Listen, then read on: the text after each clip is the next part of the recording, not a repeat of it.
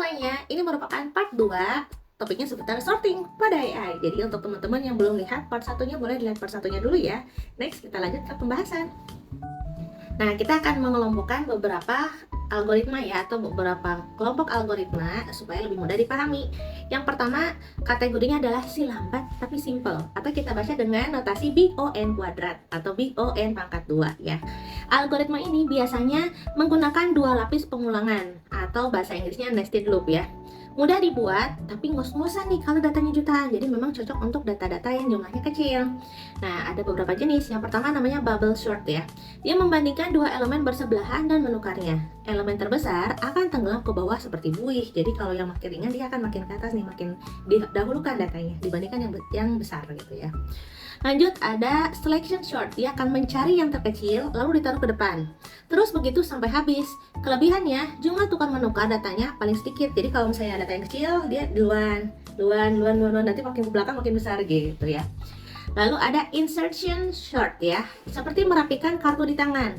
Ambil satu, sisipkan ke posisi yang benar. Jadi kayak kita main kartu nih ya. Dan penting untuk AI, sangat cepat untuk data yang hampir terurut. Jadi kalau memang datanya itu masih acak-acakan, apalagi jumlahnya itu banyak, bahkan sampai jutaan, bahkan ribuan juta, nah itu akan lambat nih prosesnya, karena memang prosesnya dia simple, tapi ya butuh waktu gitu ya. Kelompok yang kedua namanya kelompok algoritma si cepat dan efisien, atau notasinya kita baca dengan big O n log n. Ini adalah standar industri di mana dia menggunakan strategi divide and conquer, bagi dan taklukkan gitu ya. Ada tiga jenis. Yang pertama adalah merge sort. Jadi dia membagi data menjadi dua terus menerus sampai sisa satu. Jadi dia sampai datanya ada yang ganjil di sisanya satu gitu ya, karena dia bagi dua dulu gitu ya. Lalu digabung lagi sambil diurutkan. Kelebihannya adalah stable ya, jadi urutan data yang nilainya sama tidak berubah dan performanya stabil di segala kondisi. Yang kedua adalah quick sort, di mana dia akan memilih satu pivot lalu memisahkan data lebih kecil versus lebih besar dari pivot. Ini adalah algoritma yang paling sering digunakan di library pemrograman karena praktisnya sangat cepat atau prakteknya sangat cepat. Yang ketiga adalah heap sort. Tadi kita sudah bahas juga seputar heap sort ya di part 1. Dia menggunakan struktur data binary heap. Jadi dia menggunakan kategori bilangan biner ya. Nah, korelasinya dengan AI ini adalah bintang tamu di algoritma pencarian A-star.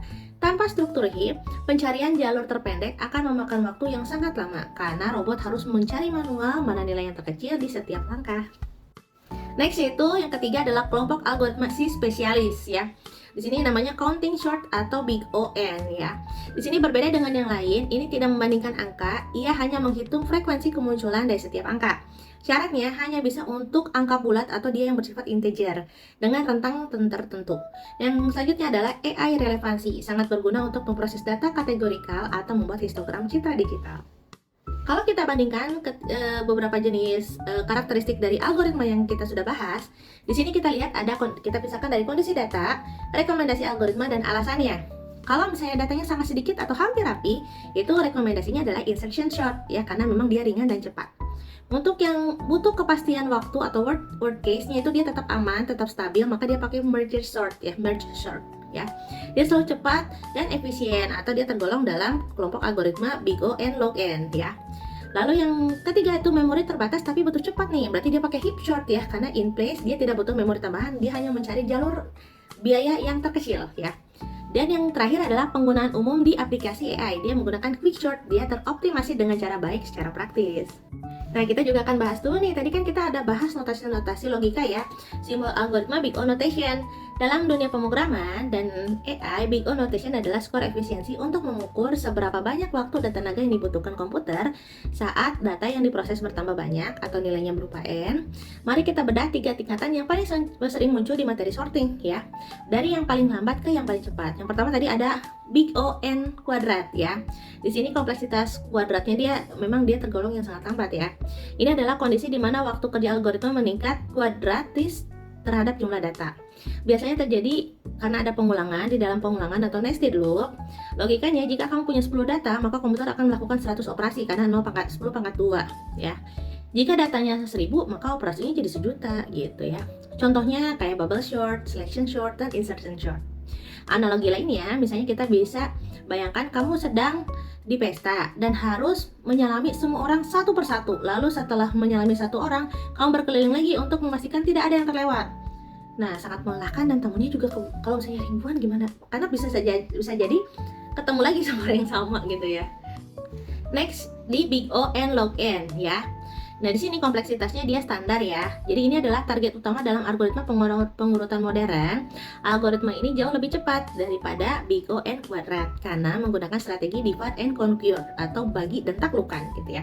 Logikanya, daripada membandingkan semua data secara brutal dan data dapat dipecah-pecah menjadi bagian kecil atau log n, lalu digabungkan kembali secara efisien sesuai dengan jumlah data yang ada. Contohnya merge short ya, quick short dan heap short ya.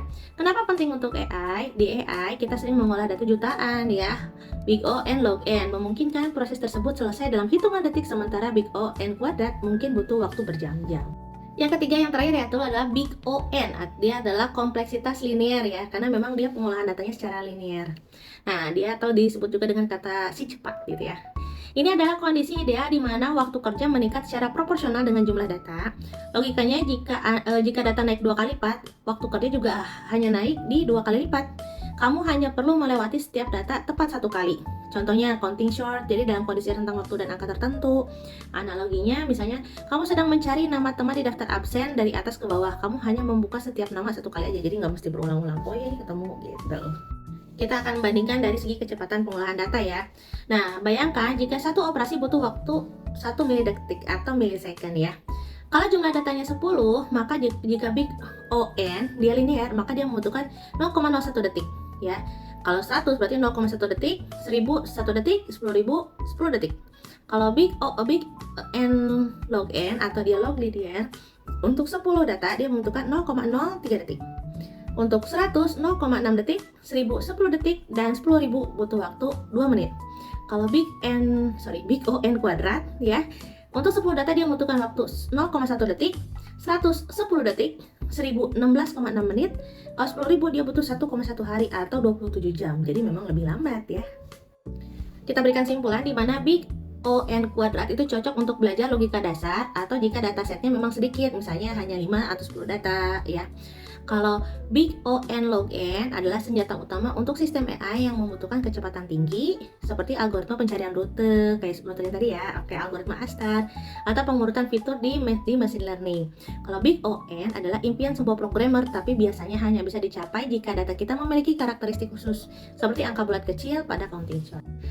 Next yaitu adalah konsep no free lunch theorem ya. Ini artinya tidak ada satu algoritma sorting yang paling baik di semua kasus. Nah, di dunia AI yang sesungguhnya itu ada 2 istilah.